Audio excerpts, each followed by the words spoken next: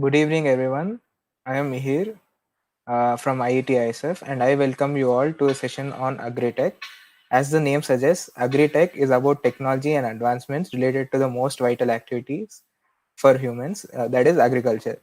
With growing world population and growing demands for food subsequently, AgriTech is the need of our to educate us more upon the transformative field. We have Mr. Balaji Vasudevan, who is a pathology plant biologist lead at GreenLight Biosciences, located in North Carolina, USA. Sir has completed his Ph.D. at Madurai, Kamaraj University, his post-doctoral fellowship from Israel, and thereafter he worked for many institutions and companies as a researcher. Sir has done a plethora of commendable work related to agrobacterium plant microbe interactions and genetic engineering of plants.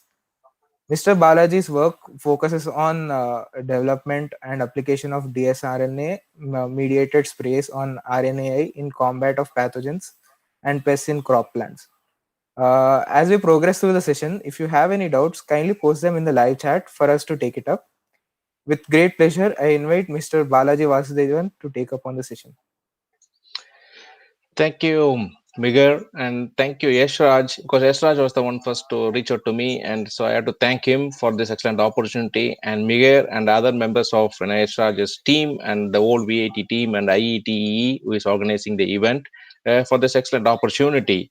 And I'm glad that I had an opportunity to share and what's going on in the agtech field. As Miguel suggested, it's one of the important thing, and also it's eternally important. And now, as COVID has suggested that how disruptive can be the pandemic to the food supply. So I'm going to today touch upon what are the technologies in ag tech that is evolving and that can be used to solve some of the most important problems in agriculture. My talk will be essentially mostly focused on genome editing as a tool for advancing agriculture and crop protection. A little bit about me before I plunge into the topic. As Miguel said, my hometown is Chennai in India. I was born and brought up there, and I studied up to masters there, and then went to Madurai for my PhD with Professor Veluthambi, who is an expert in agrobacterium and plant transformation. And once I finished my PhD there, my first stop was Tel Aviv in Israel. Uh, you can see this is the Tel Aviv University in Israel. I stayed there for 4 years, and after that, I returned back to India. I took up a job in a company called MetaHelix in Bangalore, and then after 1 year exactly, I went to. I left India to US. My first stop in the US was Cornell University, where I did 2 years, spent 2 years as a postdoc, and after that, I moved to Nobel Foundation, which is located in Oklahoma. Nobel Foundation is not a university, it's a non-profit research institute that works on all aspects of plants. And I worked there for about 2 years. And after that, I moved to a company called Cebus. It's a gene editing company. It works on gene editing to develop traits in different plants, different crop plants. And that Cebus is located in San Diego, California. And I worked there for about 2 years. And from there, I moved to the current place where I am, that is Research Triangle Park in the state of North Carolina in the US. And I started to work for a startup company called Edison Agrosciences, where I worked for almost 3 years. And then I moved to the current company, GreenLight Biosciences, where I am for the past 2.5 years. So this is my in short snapshot of the different places I have been so far. And these are some of the research areas that I have been in different places I work so far, starting from agrobacterium plant interaction to plant transformation to genome editing, tissue culture, general plant molecular biology, and plant pathology, which is otherwise called as molecular plant microbe interaction, that deals with plant resistance to all pathogens, all classes of pathogens. I mean, bacteria, fungi, and virus. And quite recently, also on RNAi, different modes of RNAi, like host-induced gene silencing and spray-induced gene silencing and virus-induced gene silencing, and also a little bit on alternate plant proteins, plant molecular biology, and plant metabolic engineering. So these are some of the crops I worked in, all along these years, ranges from tomatoes to rice to grape vine, soybean, eggplant, and some of the model plants. These are not real crops. That's why it's called model, because this is used as a test in a lab to kind of demonstrate their hypothesis, to have some proof of concept before you really transfer attention to the crops like Benthamian, Arabidopsis, and Medicago, quite commonly used in as models in different labs across the world. And this, I don't want to go deep in this slide. This I listed out now what are the things I have done in different areas of plant biology or in the ag tech. So I want to go deep into this slide though. This slide talks about what kind of touch I touched upon in my genome editing work. Some of the places I have been before, about how to do a genome editing, what are the things that are required for a successful genome editing. There are several steps which I will go in deep in the subsequent slides. Okay, now we come to the real focus of this talk. Why we need all these technologies in ag tech to be evolving, and what is the problem we are facing. And one of the major problem that the world is going to face, and it is facing already, is how to feed the ever increasing population. And it's estimated that right now we are in 2020, the population of the world currently is about 7 to 7.3 billion, and it's projected to get to somewhere between 9 and 9 plus billion by 2050. So that means we have only another 30 years, 3 decades, that's it. And but we have to produce tons excess amount of food during this another 30 years to kind of feed the growing population. So if you take the data chart here, you can see the total amount of land on the earth is 30%, the rest is water. So out of this 30%, only 10%, that amounts to 1.5 billion hectares. That is the land that is available for cultivation of plants or the food. And if you kind of dissect that 1.5 billion hectares into population, each person will require 0.2 hectare of land to feed one person. That is enough? That's the question here. Because can we produce sufficient food from point to hectare for a person, for the ever-growing population? So that is the challenge that is being presented to the whole humanity as a whole. That's why different organizations like non-profit, universities, tech, agricultural companies, everybody is working hand in hand to come up with a series of novel technologies to address various problems regarding the developing crops or cultivation of crops for food and other needs of the human. So what are those technologies I listed out here? It's not just one technology is going to solve the problem. This is a snapshot of all the technologies that's being developed, that's in place right now. And this has to go hand in hand. One technology cannot solve the problem, or not one nation cannot solve the problem. This has to be global effort actually. So these are some more technologies listed. For example, crop transformation, genome editing, data precision agriculture, and biologicals, and alternate plant-based food. And most important is how to reduce food waste, and how monitoring soil health. And nowadays you must have heard that outdoor cultivation now slowly is supplemented by what is called as indoor cultivation or indoor farming, and otherwise called as vertical farming, and synthetic biology, and topical RNAi, and water management.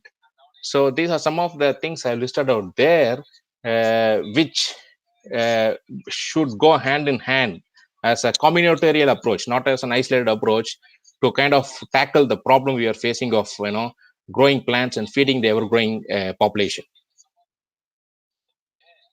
And when it comes to the crop modification technology, because today my focus will be on genome editing, so I'm just touching on what are the technologies that is used to modify a crop. Why should we modify a crop? Because some of the crops that's already grown, they may not grow under extreme drought or extreme rainfall, excess rainfall, or they may not be resistant to certain emerging diseases. So we have to come up with crops that can withstand all these increasing pressure, climate change, emerging plant diseases, and so on and so forth, so that it can produce it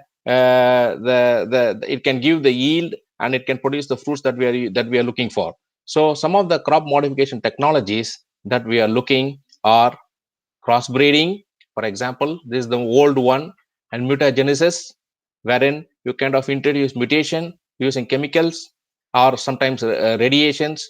And other one is protoplast fusion. Other one is polyploidy and genome editing and transgenesis. And now transgenesis. Transgenesis is what is called the transgenic plant or genetically modified plants. That's been there from 1990s. And the latest one to the addition to this list is genome editing, which is there for the past, I would say, 5 to 7 years. And with the advent of CRISPR-Cas, it's gaining popularity. And the same thing is kind of in this kind of the wheel. You can see, the crossbreeding, which is the old one, and mutation breeding, and this transgenic breeding is the one which I refer to as GMO, genetically modified organism. And the other one, the latest one, is by genome editing.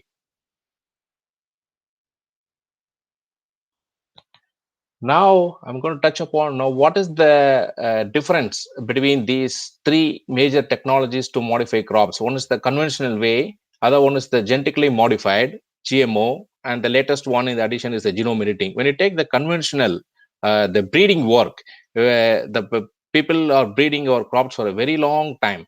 And what does it involve? It involves small changes to the existing DNA in the crop, and you are not adding any foreign DNA to that. It's natural.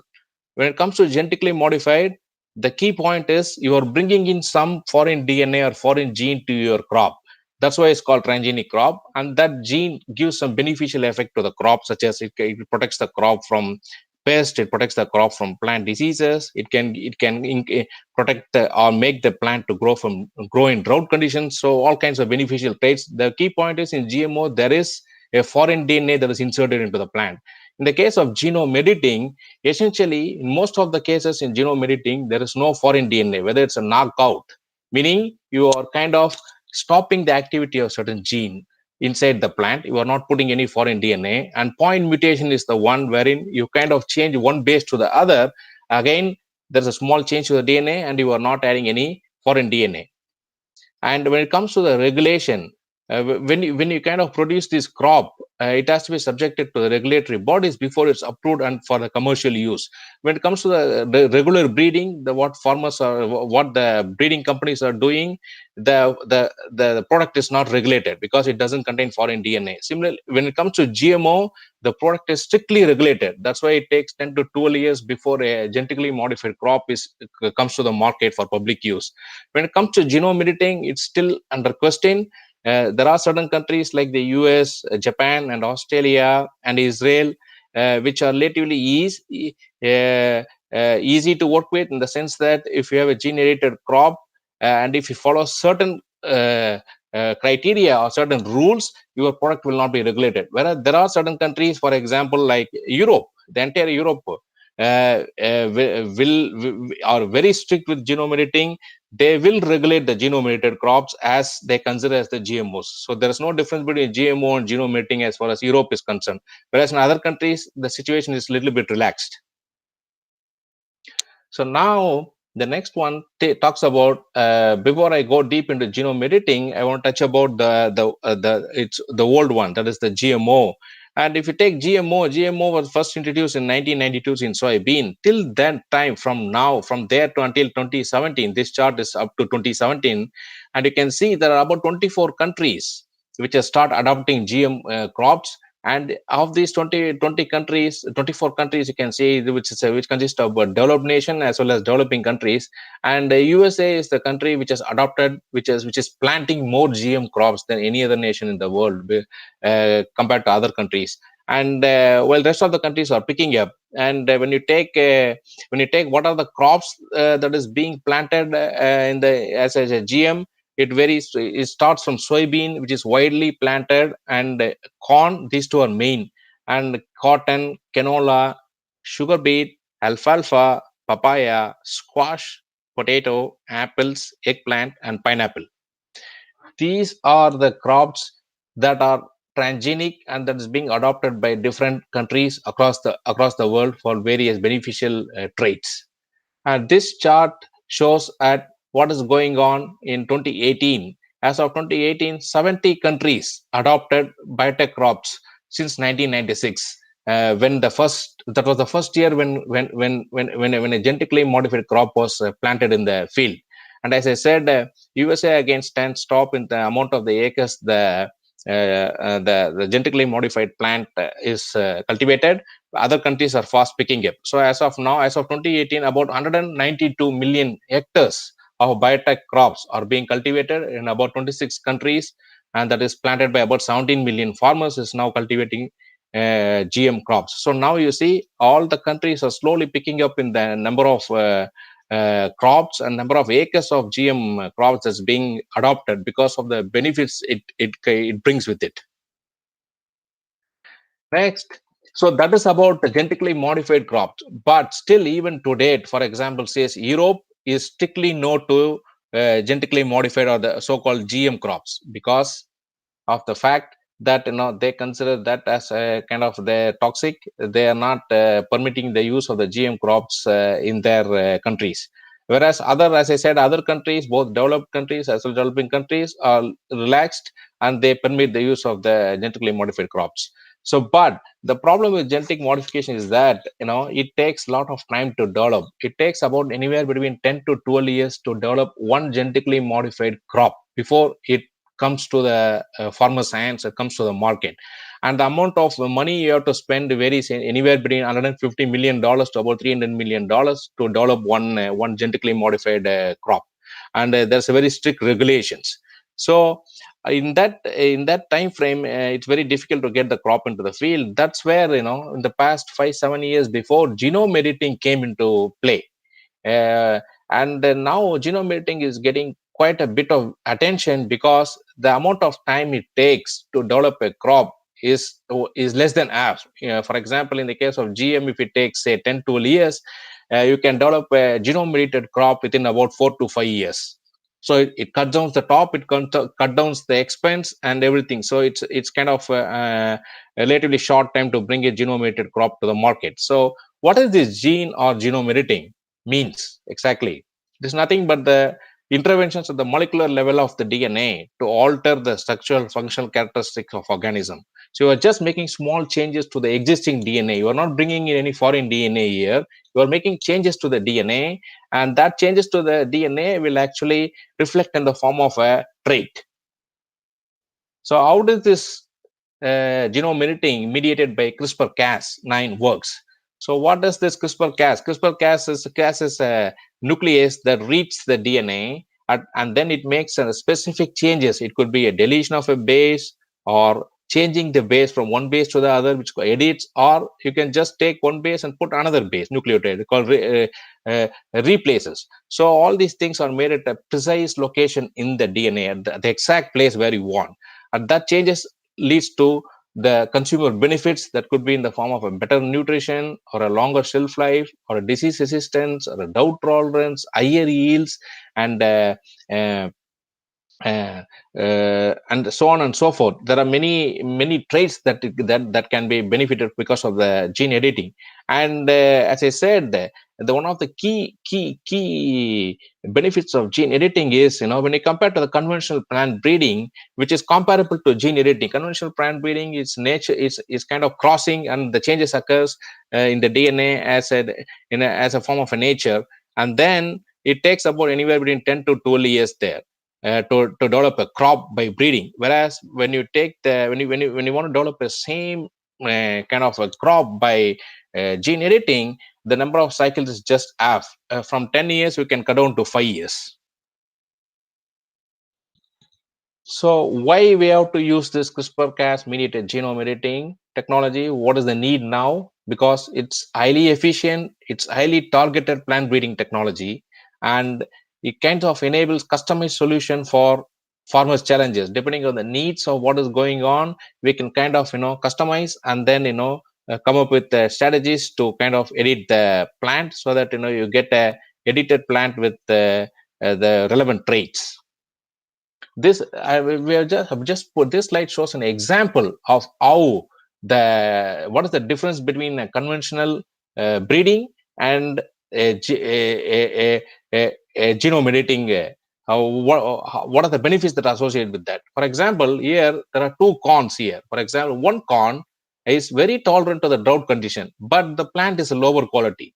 There's another corn where the plant is of higher quality, but it cannot grow under drought. It's very sensitive to drought. But what we need is that we need the characteristics of A and B plant, meaning we need to have a plant like this where it is tolerant to drought. At the same time, the quality of the product is high. So we want the characteristic of these two parents, A and B, in the same plant.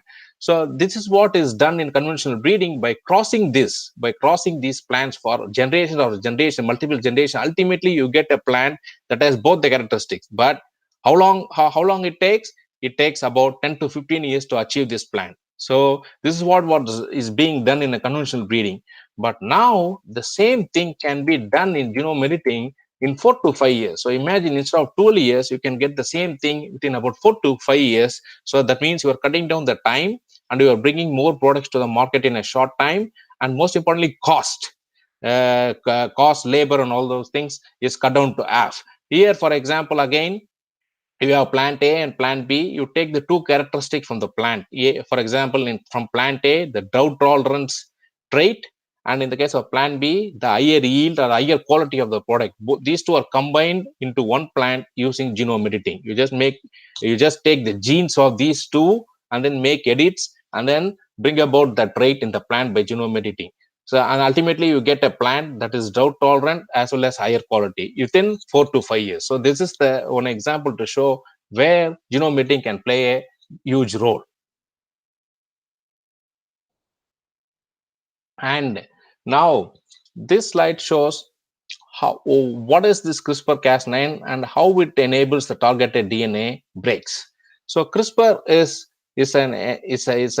a naturally occurring phenomenon in bacteria. Bacteria has developed the system to protect itself against the invading viruses. So bacteria produces the Cas9 enzyme, and then the Cas9 goes and chops the viral DNA. That's how the bacteria achieves immunity against the viruses. So scientists like Jennifer Doudna discovered this phenomenon from bacteria, and then now we are using it for various purposes across human and plant, pharma, and all other applications. So essentially, what does is the CRISPR-Cas9 consists of two main components. One is the Cas9 enzyme, and the other one is guide RNA. This guide RNA actually guides the nucleus Cas9 to sit on the DNA, exact place in the DNA, because this guide RNA is designed based on the complementarity to the existing sequence in the genome. So it guides the Cas9 to the exact place in the DNA where the cut has to be made. And then it goes and cuts the DNA. It creates the breaks, called as double-stranded breaks in the DNA. And whenever there is a break in the DNA, automatically the double-stranded break repair pathway in the cell acts and tries to repair the DNA, and it's mostly achieved through what is called NHEJ pathway. It's called non-homologous end joining pathway. And because of the repair, what happens is that there is what is called as the indel that comes in. Indel means either an insertion of a new base or a deletion of already existing base. So because of this, what's happened, the shift, there is a frame shift in the sequence, and as of that, you get what is called as the knockdown or knockout. And there's another pathway which is called as the HR pathway, meaning homology directed recombination pathway, wherein you can kind of insert your DNA for knock-ins. So these are the two or three types of alterations to the DNA that is made via CRISPR-Cas9 based genome editing. And when you kind of go into what's going on with reference to the history of the CRISPR, when it started, and it started all the way back in 1987, there was the first report of CRISPR actually. But only in about starting from 2010, CRISPR gained attention. And in 2012, the first proposal CRISPR for genome editing was made by Jennifer Doudna and Emmanuel Charpentier. And as everybody knows that this year, the Nobel Prize went to Jennifer Doudna and Emmanuel Charpentier from Vienna, Austria, for their excellent discovery of CRISPR-based genome editing technology. And now CRISPR is one of the most advanced fields now, and every single day, tons of publications from all over the world are being reported on either the discovery side of the CRISPR or also on the application side of the CRISPR to different fields. So again, how can we use CRISPR-Cas9? CRISPR-Cas9 is used, as I said, to create an insertion or deletion, meaning indels. You either insert a base is inserted or a base is removed. This is called indels, or you can do what is called as a precise base substitution. That's called base editing, which will be detailed in the next slide, or precise sequence insertion. So this slide, if you pay close attention to this slide, it shows clearly what are the different modifications, genetic modifications at the genome level, the nucleotide sequence level, that can be induced via gene editing.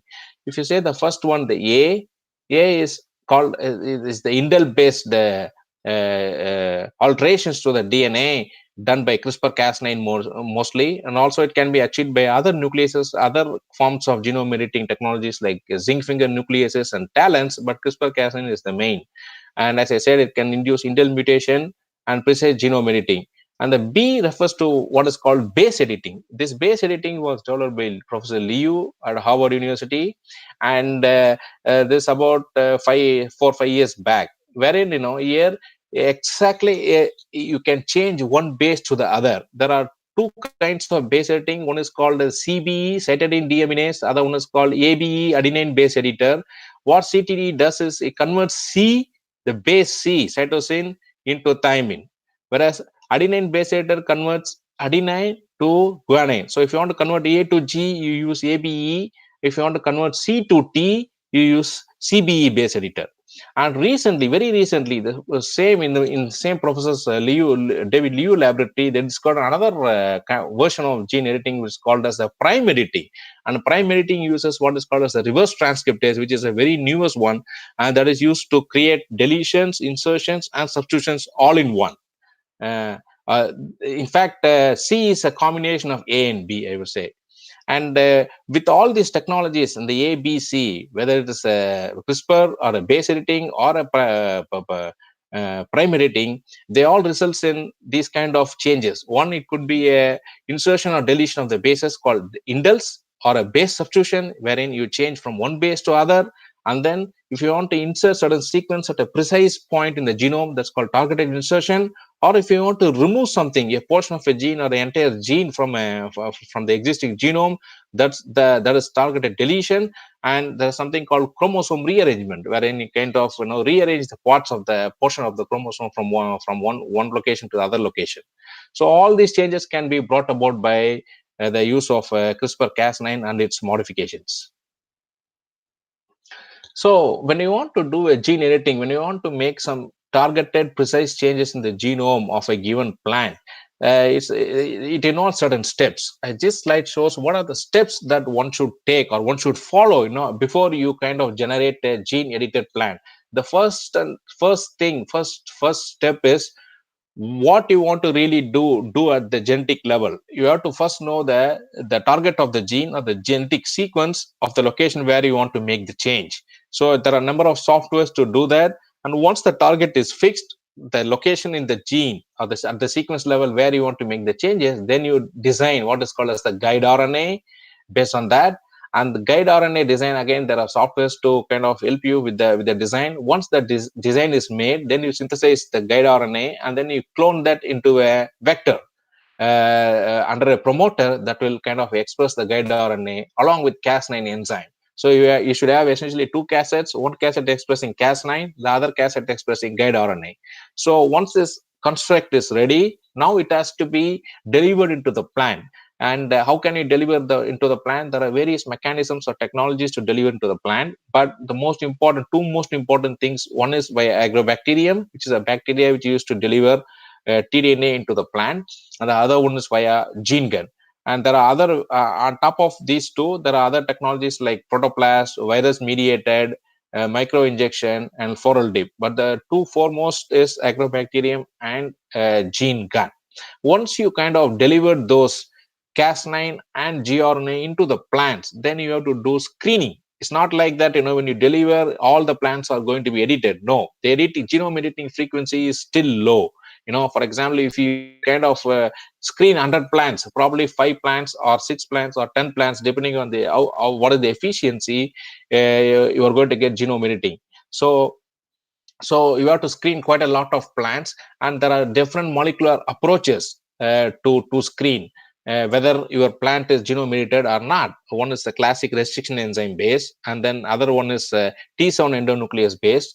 And nowadays you can do what is called as NGS, next generation sequencing, or Sanger sequencing, now to find out whether your plant is genome edited or not. Next, after screening, then you have to grow the plants and evaluate the plants. For example, if you want to edit a plant for a disease resistance, then you have to do a disease assay on those plants to find out whether whatever the edits you made in the genome kind of respond to whether it can confer a disease resistant trait or not, or a drought tolerant trait, or or a higher yield, or what are the trait for which you made the edit in the first place. So these are the general steps involved in a typical CRISPR-Cas9 based genome editing.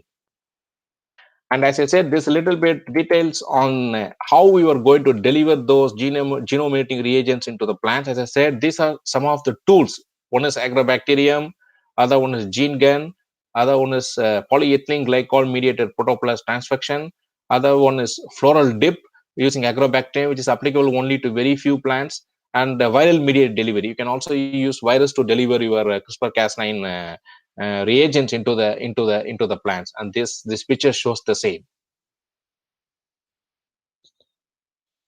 And this slide shows what are the various applications of CRISPR-Cas9. In addition to the editing, the one of the main applications of CRISPR-Cas9 is genome editing. That is just one application. On top of that, there are many other applications of genome editing, such as for example, if you want to activate a gene expression, if you want to enhance the activity of a gene expression, you can do that using Cas9. That's called what is called as CRISPR-A. On the other hand, if you want to reduce the expression, knock down the expression of a given gene, then you can also do that using Cas9, modified Cas9. That's called CRISPR-I. And many of the CRISPR-Cas9 applications, and particularly with Cas9 applications, are at the DNA level. So what if you want to do at the RNA level? Instead of DNA, if you want to do at the RNA, there are other enzymes called Cas13, which can directly edit the RNAs. Actually, that's called RNA editing. So there are different applications of the CRISPR-Cas9, and there are several variants of these enzymes evolving. Cas9 is a typical enzyme, and if you see what are the variants of the enzyme, every single day the new variants are coming up. For example, Cas-Pri and Cas-X, and SC-Cas9, SA-Cas9. You have a series of enzymes, with the higher activity and higher fidelity coming up in every month or every week. There is one addition to this list. So this field is ever growing, and its applications also expanding every single day. And when it comes to crop improvement, these are the general snapshot of the strategies, how a genome editing can be used. What are the strategies in general for crop improvement? One, it can be used in the direct mutagenesis.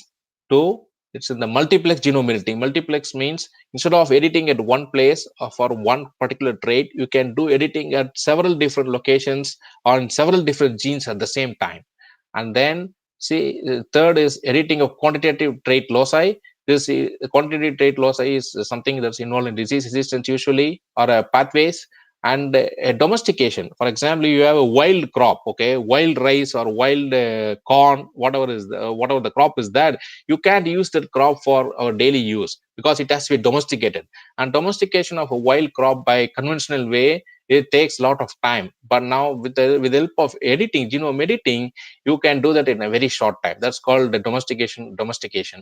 And then haploid induction and directed evolution and plant synthetic biology, wherein you can go and edit a chloroplast. For example, instead of the nuclear DNA, you can edit a chloroplast for certain, and even the mitochondria for certain important implications. And you can plant microbe engineering. Plant microbe engineering is you can edit the microbes and then use that genome edited microbes to improve the health and quality of the plant. So there are several ways the genome editing strategies can be used for crop improvement. Next, when it comes to the application, what is that and where the CRISPR-Cas9 application can be applied with reference to the agricultural crops or the crops. If you take some of the crops is listed here, for example, corn, soy, canola, rice, wheat, sunflower. These are some of the major crops that is being grown all over the world.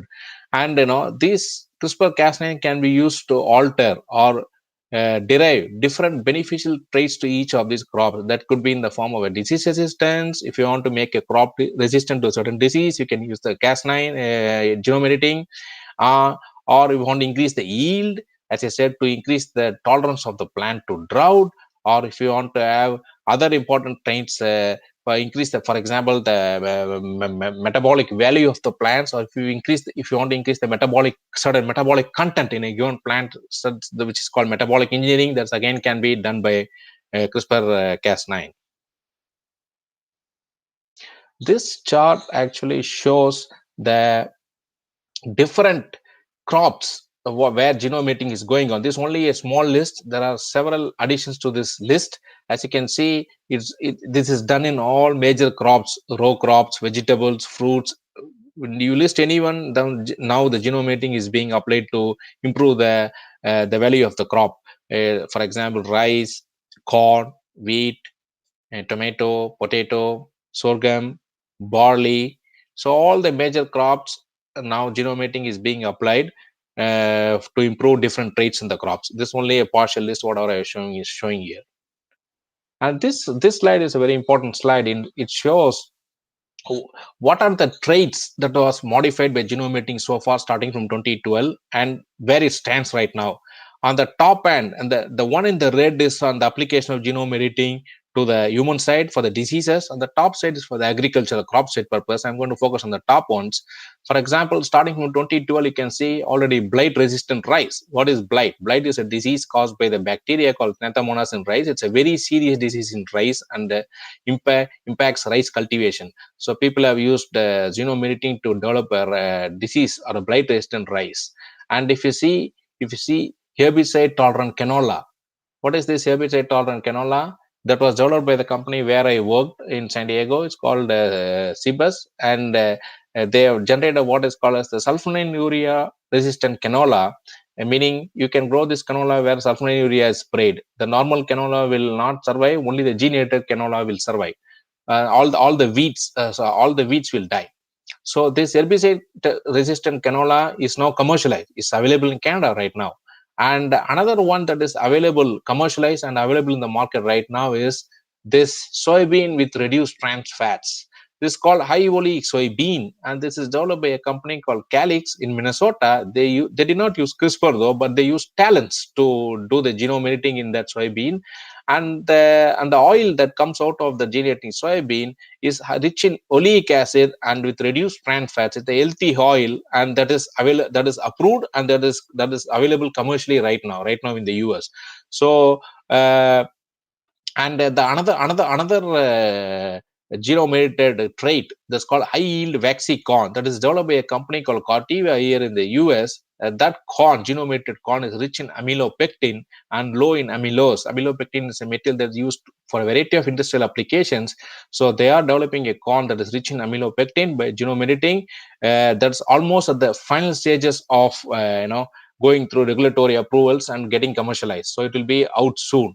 And so right now the herbicide resistant canola and high oleic rich soybean, these are the two that is already approved and commercialized. The other things are under development. And these are some of the crops products that comes out of genome editing that will not be regulated by the USDA, United States Department of Agriculture. That is the body which kind of oversees the regulation, and one has to get approval from the USDA for conducting trials and getting the products out to the market before they're commercialized. And as I said, this SU canola, sulfonylureal canola, generated by Cibus, they are already approved, they are already commercialized, already out there. And as I said, this soybean is also approved, is also commercialized. These are only two commercialized and out there in the market right now. The other things are in their way, and they are already approved by the USDA. And on top of the things I mentioned, these are very two latest reports. For example, yesterday also there was one report out on this tomato. What is this tomato? This is this is the genome edited or gene edited tomato, which was developed by a company called Sanatech Tomato in Japan. That's a Japanese company that developed this tomato, and this tomato is rich in GABA. GABA means gamma aminobutyric acid, which is a very important nutrient that kind of lowers the blood pressure and kinds of helps in the relaxation. So this kind of gene edited tomato was developed by the company, and it's kind of approved by the Japan. And there is another product that is in the trials now in the UK, that is a genome edited wheat with reduced acrylamide. For example, if you take a regular bread made up of regular wheat, if you put it in the toast for a certain time, it becomes brown. That brown, the brownish nature is because of the acrylamide. So scientists in UK have developed a wheat using genome editing, wherein this brownish thing is reduced or kind of eliminated because of the knockdown of a particular gene called asparagine synthetase, which is responsible for this acrylamide on heat. So this is only in trial. This is not yet approved or not yet commercial. This is just a trial, whereas this is almost approved and will be out soon, the tomato. These are very two latest examples. And this slide, I want to show what are the companies that is involved in doing genome editing. These are all the companies, global companies, as well as some of the startups and the mid-sized companies, particularly US. These are all US-based, mostly are US headquartered company doing genome editing in different crops for different traits. This slide shows what is the market for this. And as I said, genome editing is gaining popular attention all throughout the world for various purposes, whether it could be human side or it could be for the agricultural side or for pharma or for microbial or whatever the purpose. The market is huge. As you can see, the global market was about greater than $3.8 billion in 2019, and is projected to reach up to 10 billion in 2026, more than 3 times in a span of about 6 to 7 years. So the market share is rising very fast for the genome editing area, and is getting garnering huge attention from researchers and investors as a whole. And this slide is very important. We are doing all the genome editing in crops, but what if if the country doesn't approve, the government of a given country, if it doesn't approve a genome edited crop, then you cannot get the crop released into the market, into the hands of the farmers, and they cannot cultivate the crop for the benefit. So the approval of the regulatory status of a given country plays a huge role in getting the products out to the market, in getting the product commercialized. For example, this one shows what are the status, global status in terms of regulation for genome editing of crops. What are the countries that is shaded green, meaning it's a good, it's a positive signal for genome editing in that particular country. For example, you take United States, Canada, and North America, the genome edited crops are not regulated as strictly as genetically modified crops, meaning if you satisfy certain very few conditions, you are good to go. You can do trials, you can get your crop commercialized. And in case of South America, you can see it's Brazil, Argentina, Chile, and Colombia. They are okay with that. And Australia is okay, Japan is okay, and even Israel is okay.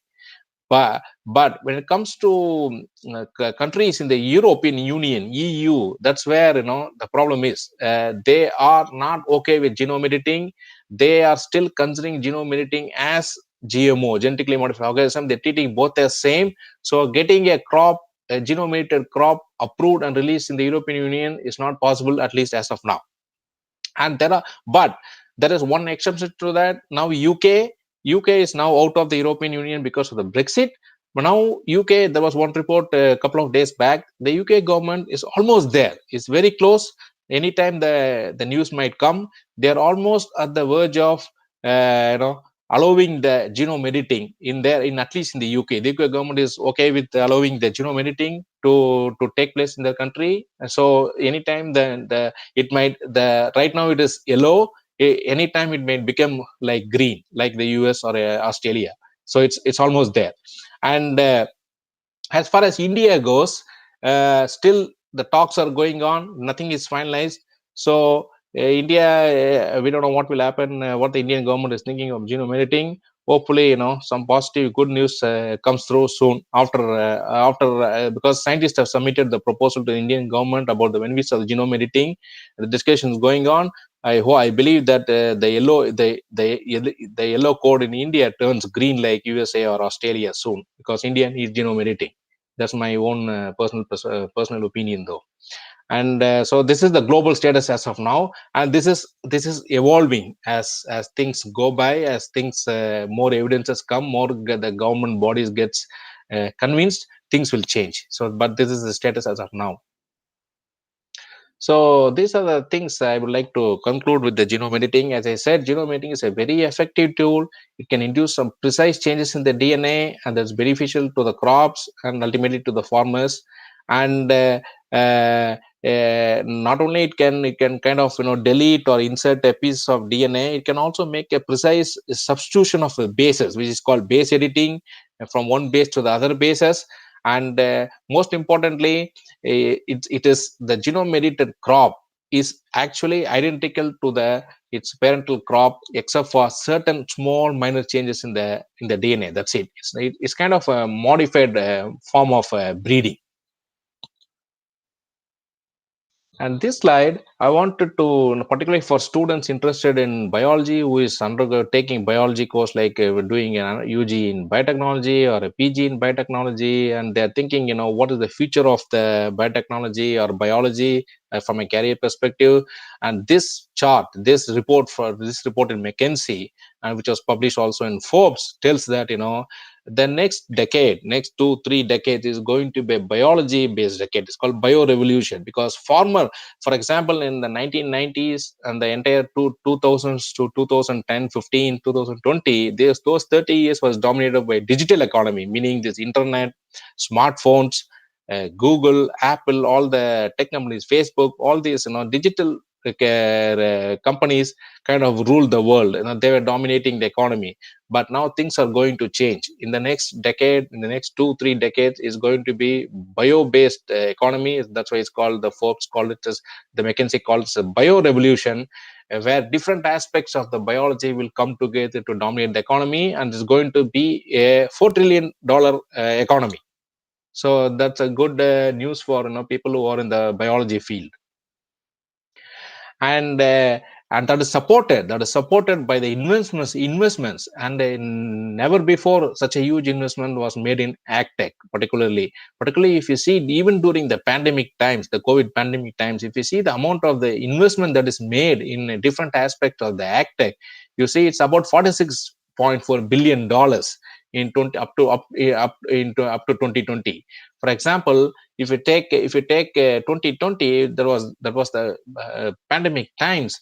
For AgTech alone, there was about $3.2 billion was invested. And if you take the food tech, there's about another $8.5 billion invested. So altogether, ag, food tech combined, you can see about anywhere between $12 billion that was invested even during the pandemic time. And this investment is climbing year after year. Every single year has been the amount of money that's being invested in different aspects of the ag and the food tech is climbing, and the forecast is also projected to increase. And again, this slide shows the areas where there is the future, particularly for students involved in the AgTech. You can see it's a huge future in digital agriculture. If you click all these links, you can get into the details of all those things. But the areas are digital agriculture, generating, indoor and vertical farming, and plant-based.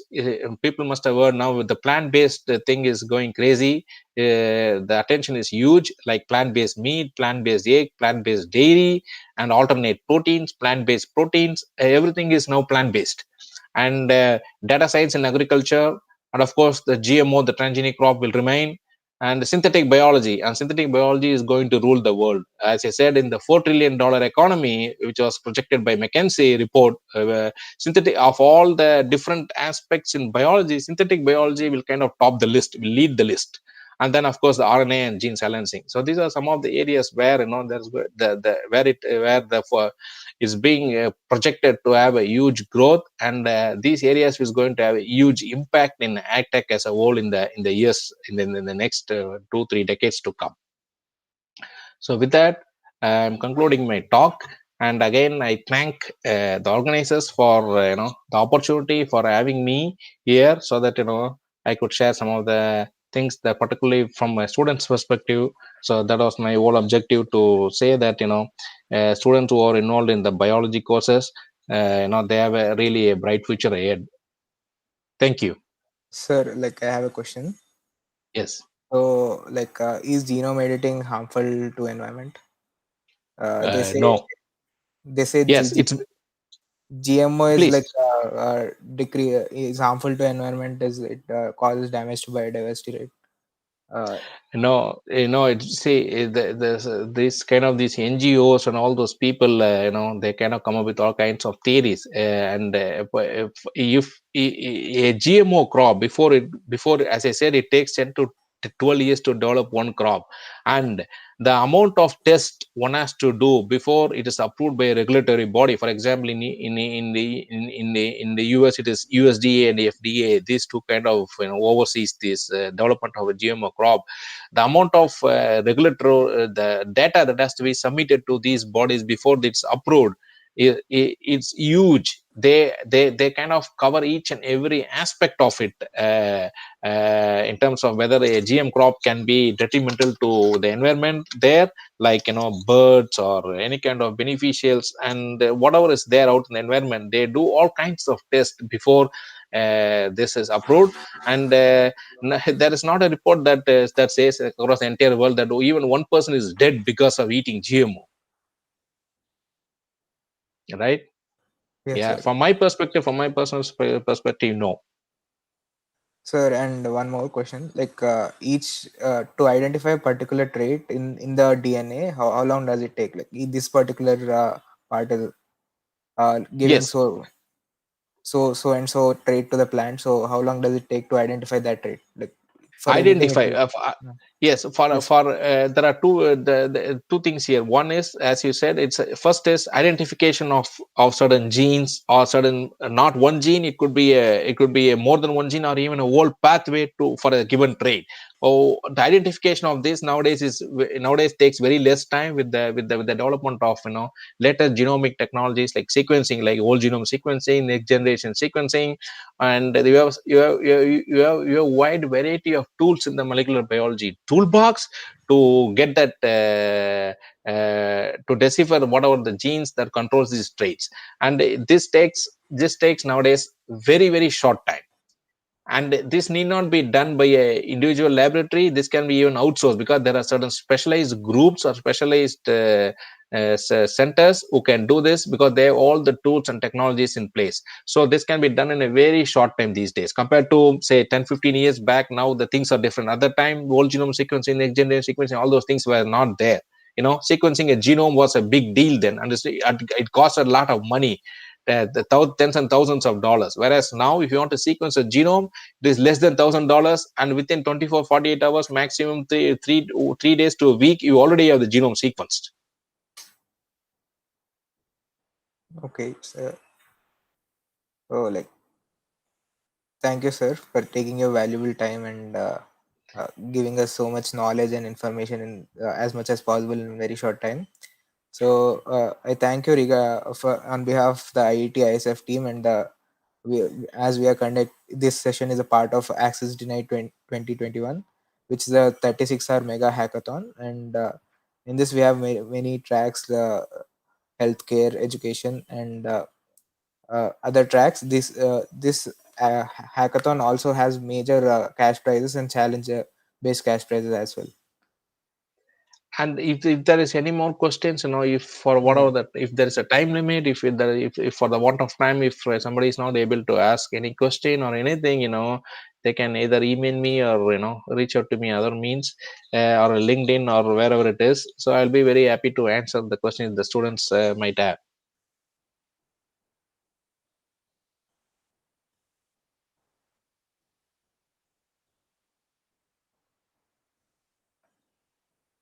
Okay. Okay. Thank you, sir.